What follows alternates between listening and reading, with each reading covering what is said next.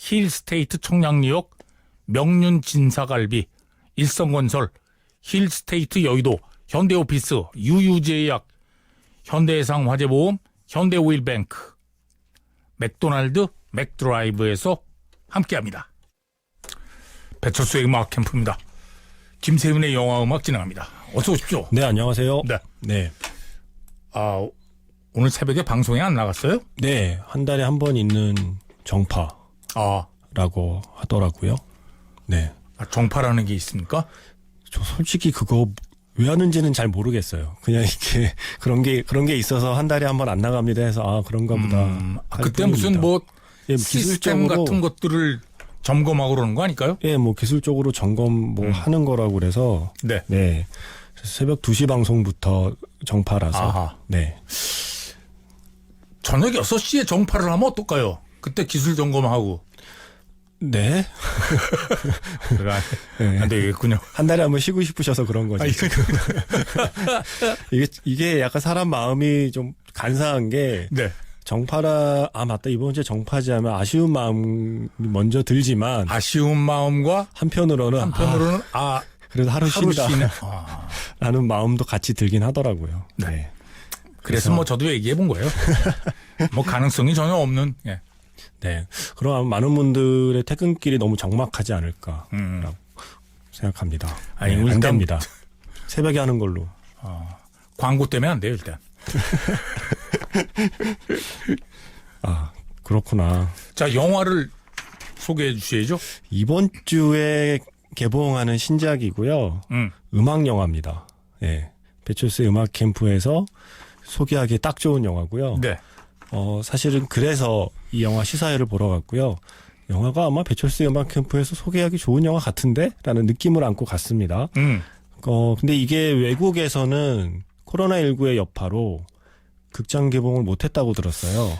예, 딱 그 시기. 예. 극장 개봉을 예정해 놨었는데 딱 그 시기에 이제 코로나19가 흔히 말하는 팬데믹 상황으로 좀 상황이 좀 악화되면서 네. 외국에서는 극장 개봉을 못하고 온라인으로 공개된 영화로 알고 있고요. 근데 국내에서는 그래도 극장에서 볼 수 있는 기회가 생겼습니다. 예. 일단 이야기는 이렇습니다. 제가 이야기를 한번 잠깐 말씀드릴게요. 그러면 아마 일단 이야기만 들으시고 어떤 반응이 나올지도 짐작이 되거든요. 일단 주인공 매기는 이제 사회생활 3년 차입니다. 네. 그리고 매니저예요. 매니저인데 거의 막내 매니저. 네. 그야말로 로드 매니저 중에서도 맨 밑에. 맨 밑에라서 그냥 스케줄 체크하는 개인 비서 정도의 역할을 하고 있는 맥이라는 여성이 주인공이고 막내 매니저. 네. 완전 막내 매니저죠. 근데 이 막내 매니저가 누구의 매니저냐면 그레이스라고 하는 우주 대스타의 매니저입니다. 어허. 근데 이 그레이스는 거의 뭐 탑스타의 자리에서 내려오지를 않는 그런 아주 이제 중년의 아주 관록 있는 여성 팝스타고요. 네. 그러니까 어느 정도로 탑이냐면 10년째 신곡을 발표하지 않고도 계속 탑의 자리에 있는 탑스타. 사람들이 그냥 그 사람 노래만 부르기만 해도 그냥 좋다고 사람들이 공연에 가고 티켓이 완판되는. 본인은 무지지겼겠군요. 네. 10년째 지금 계속 같은 노래만 부르고 있는 거 아니에요? 네. 그런데도 심지어 그 매니저는 이제 좀 더 안정적으로 우리 가보자. 그래서 라스베가스 호텔에서 10년 동안 매일 같은 레파토리를 공연하는 장기 계약을 어떻게 좀 맺어보려고 합니다. 라스베이거스 무대는 원래 그런 곳이에요, 또. 네. 그러니까 약간 이 그레이스 입장에서는 안정적으로 생각하면 그게 맞긴 한데 그래도 내가 아직 그렇게 갈 경력은 아닌 것 같고 나 좀 더 뭐 할 수 있을 것 같은데. 아직은 그 네. 정도는 아니다. 하지만 또 신곡을 발표하자니 겁도 나고 괜히 그냥 발표했다가 또 그럴까 봐 그러고 있는 와중에 이제 맥이라는 녀석은 계속 옆에서 신곡 발표하세요. 할 수 있어요라고 용기를 주는 입장이거든요. 네네. 그도 그럴 것이 맥이의 꿈은 프로듀서예요. 예. 그러면서 내가 당신을 프로듀서 역할을 할 수 있겠어요. 라고 이제 계속 옆에서 이제 어필을 하면서 그레이스 몰래 다른 신인 뮤지션을 하나 발굴해서 몰래 프로듀싱을 하는 이야기가 바로 나의 첫 번째 슈퍼스타라고 하는 제목의 영화입니다. 그래서 제가 지금 말씀 쭉 드린 줄거리만 딱 들어도 너무 익숙하죠. 이런 식의 스토리는 이게 뭐랄까요. 러브 액츄얼리에서 빌라이가 출연했던 그 에피소드의 가수 매니저 관계하고도 약간 비슷한 게 있고요. 네. 어떻게 보면 그 여자 작사 그 남자 작곡의 그 커플을 그냥 여성과 여성으로 이렇게 엮어놓은 것 같은 느낌도 있고요. 그런데 제가 가끔 이 코너를 통해 말씀드리는 게 제가 생각하는 아주 잘 만든 상업 영화는 익숙하지만 뻔하지 않은 이야기를 들려주는 영화라고 생각하거든요. 아, 익숙하지만 뻔하지 않은. 네, 익숙한 이야기를 뻔하지 않게 풀어나가는 게 저는 좋은 영화라고 생각하고 좋은 상업 영화라고 생각하고요. 네. 저는 이 영화가 진짜 재밌더라고요. 일단 음악 영화라서 음악이 좋고요. 일단 음악 영화는 음악이 좋으면 우리가 흔히 하는 말로 50%는 먹고 들어간다고 그러잖아요.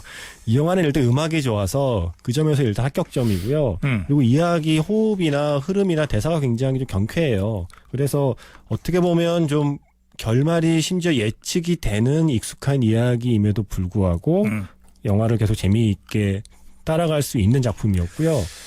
제가 얼마나 아무 정보 없이 영화를 보러 가냐면 저는 어차피 영화를 보잖아요. 어차피 영화를 볼 거라 그러니까 보통 이 방송 들으시는 분들은 어떤 영화를 볼까라고 선택하기 위해서 뭐 예고편을 찾아보실 때도 있고 그렇죠. 뭐 이 영화 소개글을 찾아보실 때도 있고 지금 제가 하고 있는 이 코너를 들으실 때도 있겠죠. 그런데 저는 어차피 영화를 볼 거라 아무 정보 없이 갈 때가 많거든요. 그래서 이 영화도 정말요. 정말 해맑게 아무 정보 없이 1도 뭘 찾아보지 않고 포스터만 보고 갔어요. 포스터를 봤는데 한 배우는 알겠는데 한 배우는 모르겠는 거예요. 네. 한 배우는 다코타 존슨이라고 다코타 존슨. 네. 그레이의 50가지 그림자 시리즈 그리고 최근에 서스페리아라는 영화에서 제가 봤고 제가 다코타 존슨이라는 배우를 좋아하거든요. 네. 이 배우의 어떤 그 묘한 분위기가 굉장히 매력적이어서 이 배우를 좋아해서 다코타 존슨이 이번엔 좀 가벼운 영화를 찍었나 보다 드디어 매번 좀 약간 좀 어디 가서 다코타 존슨을 좋아해라고 말하기에 머뭇거려지는 작품들을 계속 찍다가 예. 이제 좀 마음 편히 좀 편한 영화를 찍었나 보다 해서 보러 갔습니다. 다코타 존슨이 바로 그 매기를 연기하고요. 그런데 제가 가서 뜻밖에도 그레이스를 연기한 우주 대스타를 연기한 네. 그레이스를 연기한 배우에게 시쳇말로 입덕하고 왔습니다. 그리고 이 배우의 정체를 영화가 끝나고 나서야 알았습니다. 어머니가 완전 유명한 어머니가 다이애나 로스더라고요. 어머니가 진짜 슈퍼스타죠. 네, 그래서 저는 영화를 보고 처음 시작부터 어떤 생각을 했냐면 너무 순진하게 이 영화에서 그레이스의 모델이 다이애나 로스를 모델로 캐릭터를 만들었나 보다. 왜냐하면 너무 그 모습도 흡사하고 물론 잠깐 라푼젤이라는 애니메이션의 그 엄마를 닮은 것도 있어서 설마 네. 그게 모델은 아니겠지. 아마 다이애나 로스 같은 어떤 과거의 가수를 모델로 삼아서 캐릭터를 만들었나 네. 하는 생각을 했는데 끝나고 보니 이 배우 트레이시 앨리스 로스더라고요. 네.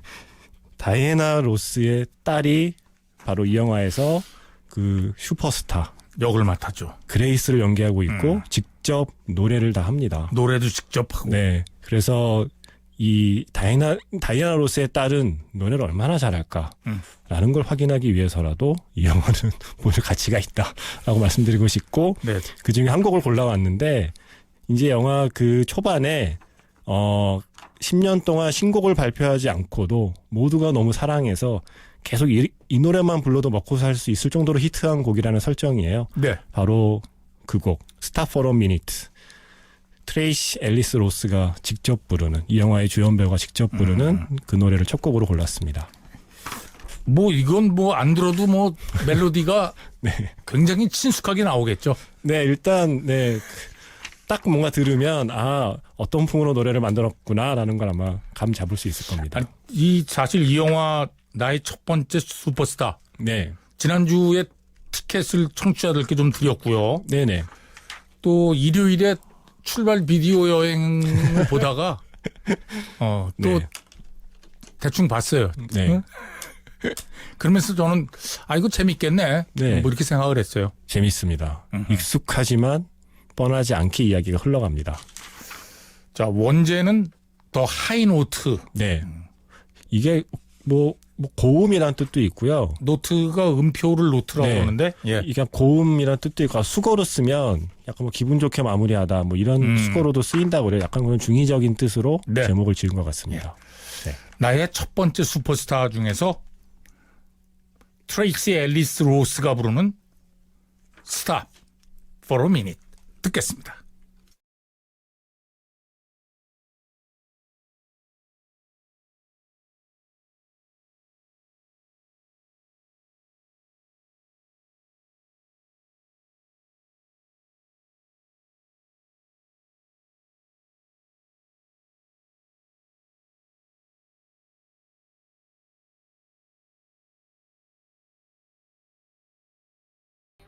영화 나의 첫 번째 슈퍼스타 중에서 트레이시 앨리스 로스가 부르는 Stop for a Minute 들었습니다. 네. 그러니까 이런 노래만 부르면서 계속 우리 그냥 편안하게 남은 여생을 보내자라고 옆에서 바람을 넣는 매니저가 있습니다. 그 매니저를 연기하는 건 아이스 큐브입니다. 아이스 큐브가 저는 이 캐스팅이 재밌더라고요. 그래서 아이스 큐브가 계속 옆에서 우리 이제 그냥 편하게 가자라고 계속 뭔가 이렇게 그 분위기를 몰아가는 역할을 하고 있고요. 네. 거기에 맞서서 바로 이 맥이라는 신참이 지금 청취자분들께서 악마는 프라다를 입는다, 음악계의 악마는 프라다를 입는다 느낌이라고 하셨는데 맞아요. 딱 그 느낌입니다. 그러니까 악마는 프라다를 입는다에서 앤 해서웨이가 기자가 되고 싶어하는 비서였다면 네. 지금 이 맥이라는 이 주인공은 음악 프로듀서가 되고 싶어하는 그렇죠. 프로듀서가 되고 싶어하는 비서 혹은 매니저인 거고요. 그래서 사실은 음악에서 프로듀서의 역할이 뭘까? 가 혹시 좀 막연했던 분들은 이 영화를 보시면 물론 이게 영화이기 때문에 실제에 비하면 조금 과장도 있겠지만 프로듀서의 역할은 이런 거구나. 프로듀서에게 필요한 자질은 이런 거구나도 네. 아마 좀 알 수 있는 그러한 이야기 전개가 계속해서 흘러가고요. 저는 사실 아까 이 그레이스를 연기한 다이애나 로스의 딸 트레이시 앨리스 로스라는 배우 얘기만 드렸는데 네. 사실 다코타 존슨의 부모도 만만치 않잖아요. 아빠가 돈 존슨이고 엄마가 멜라니 그리피스거든요. 네. 그러니까 이게 어마어마한 부모를 둔 두 사람의 배우가 이 영화에서 함께 호흡을 맞추고 있고요. 진짜 그러네. 그러니까 저는 외국에서 극장 개봉을 포기한 영화가 한국에서 왜 극장에서 개봉할까? 역시 이건 한국 관객이 이런 음악 영화에 대한 사랑이 남달라서가 아닐까. 스타이즈본이나 아니면 보헤미안 랩소디가 크게 사랑받았듯이 일단 이야기 전개가 매끄럽고 또 음악이 귀에 쏙쏙 들어오면 아마 많은 한국 관객에게 어필할 수 있지 않을까. 저는 이 영화 정말 재밌게 봤습니다. 그리고 또 한 발 더 들어가서 보면 네. 결국은 우리나라가 어쨌든 어느 정도의 반역이 되고 있다는 그렇죠. 예, 반증이죠, 뭐 이게. 예, 살아있는 증거죠. 지금 극장에서는 뭐 본인이 의도하지 않아도 거리두기가 되고요. 네. 그리고 어쨌든 상영 도중에 지금 마스크를 안 쓰면 아예 입장이 안 되고 발열 체크도 다 하고 있기 때문에 네, 뭐 어쨌든 생활 속 거리두기를 해 나가면서 극장에서 음악 영화를 보시고자 마음먹은 분들께는 이 영화 나의 첫 번째 슈퍼스타가 아주 괜찮은 선택일 것 같고요. 네. 사실은 얼마 전에 저 그 생각을 문득 했어요. 그러니까 보헤미안 랩소디의 음악을 방송에서 틀면서 우리가 정말 코로나19의 종식을 선언할 수 있는 때는 싱얼롱 상영을 다시 하는 순간이 아닐까. 그러니까 보헤미안 랩소디 때 싱얼롱 상영을 했다는 것 자체가 너무 막 까마득한 옛일처럼 느껴지는 거죠. 네네네. 극장에서 다 같이 그렇게 소리 지르고 노래할 수 있었다는 게.